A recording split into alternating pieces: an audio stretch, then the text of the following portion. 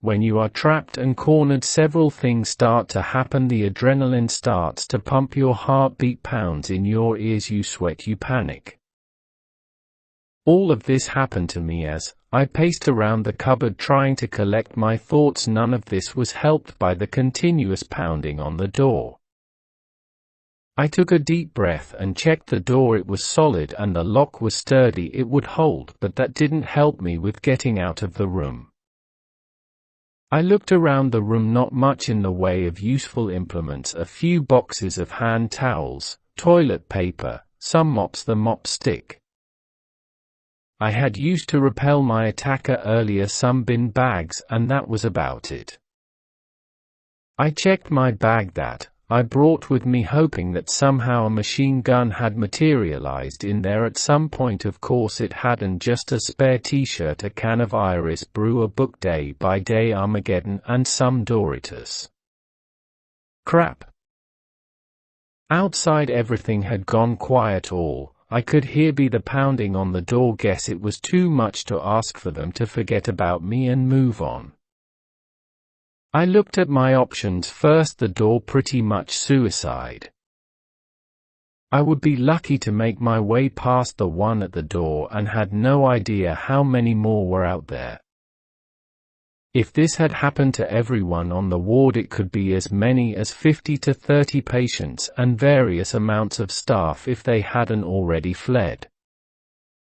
Another option was the wall. The hospital executive board had bragged about how the hospital was future-proof. If anything needed rewiring or new systems needed to be put in, could just smash into the cheap wall and put it in. But by the time I smashed my way through, odds are the things would have heard me. Or the third option, sits tight, cross my fingers, hope the door holds and they get bored. This was the most appealing option. But I had no idea how long this would take. It could be days or they could just stay there. None of the options was particularly jumping out to me. I looked up to the heavens, asking God for an answer, and surprisingly He responded. I smiled as I saw my way out. I piled up a couple of hand towel boxes and climbed up on top of them. I pushed the cheap board up and looked up into the gap between the main ceiling and the false ceiling where various cables ran. I was reminded of aliens, worrying about if one of those things had climbed up here too. I didn't fancy one coming up behind me and getting bit on the arse.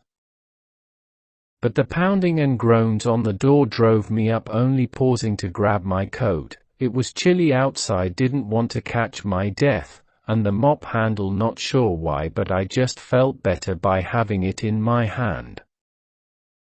I threw the pole up and then hauled myself up, replacing the board behind me. Wasn't sure if they were smart enough to follow me, but didn't want to take the chance.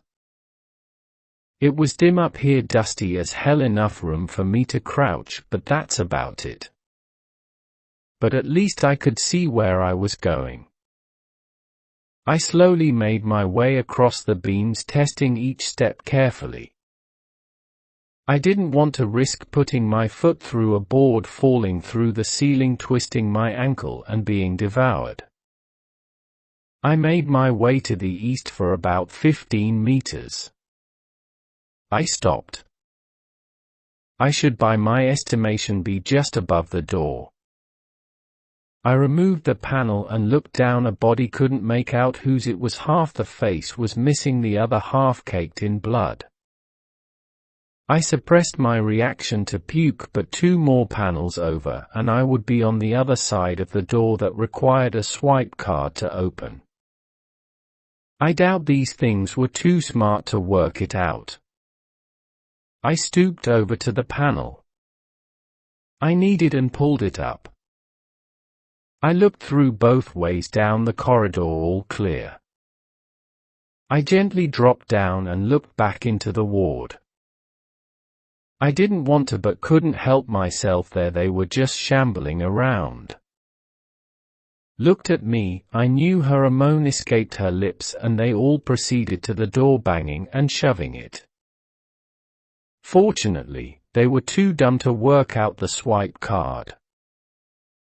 I moved closer to the door, looking through the glass, gazing into their eyes.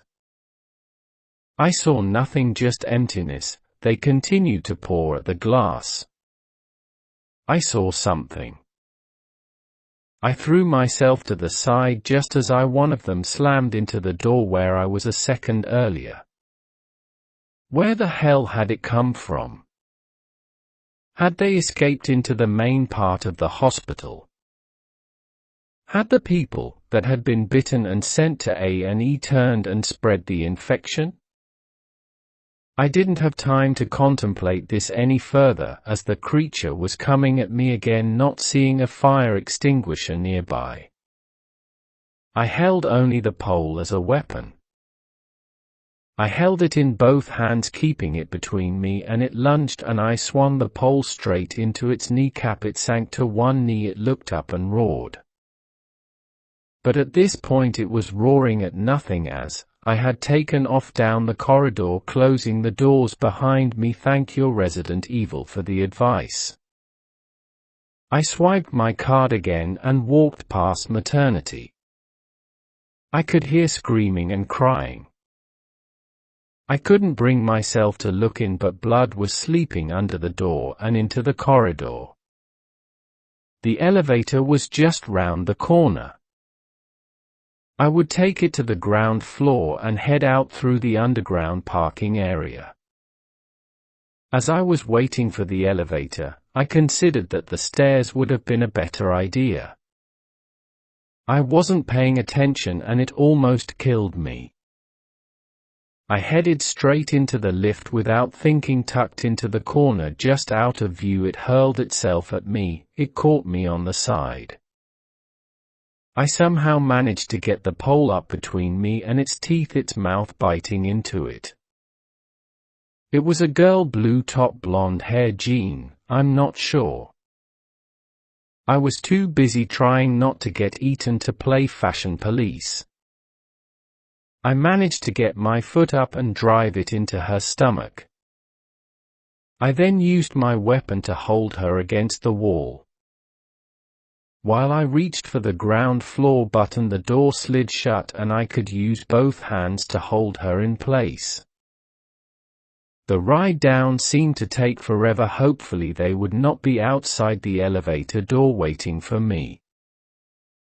The door opened, it was clear, and I sprinted out the elevator, leaving the thing was behind me. The corridors in the hospital are wide and offered a nice area to dodge around.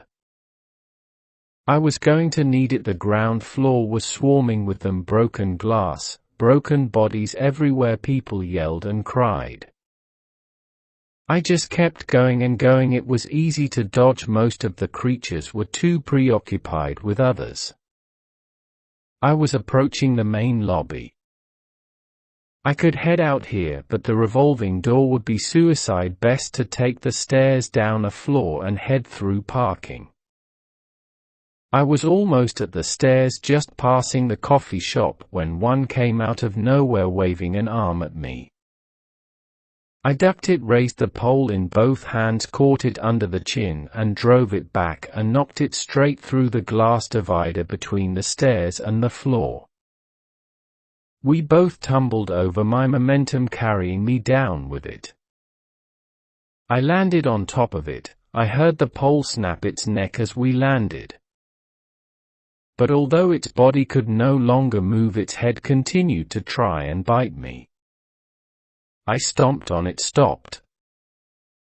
I stumbled to my feet, whined it, but there was the door leading out to the parking area. I had made it. I swiped my card and headed through into the parking area. It was deserted. I walked through freely, walked out, and stood on the pavement just outside the hospital. Emergency vehicles were racing past me to the hospital. I walked up the slope to see the hospital. Everything had changed. People were on the ground being eaten or shambling around with blank face, pursuing those few who still remained among the living. The staff bus pulled up to the main entrance and opened its door. The driver realized the mistake too late. The things forced their way on and attacked everyone on board. There is nothing I could do. I turned round and started the long 2-mile run home.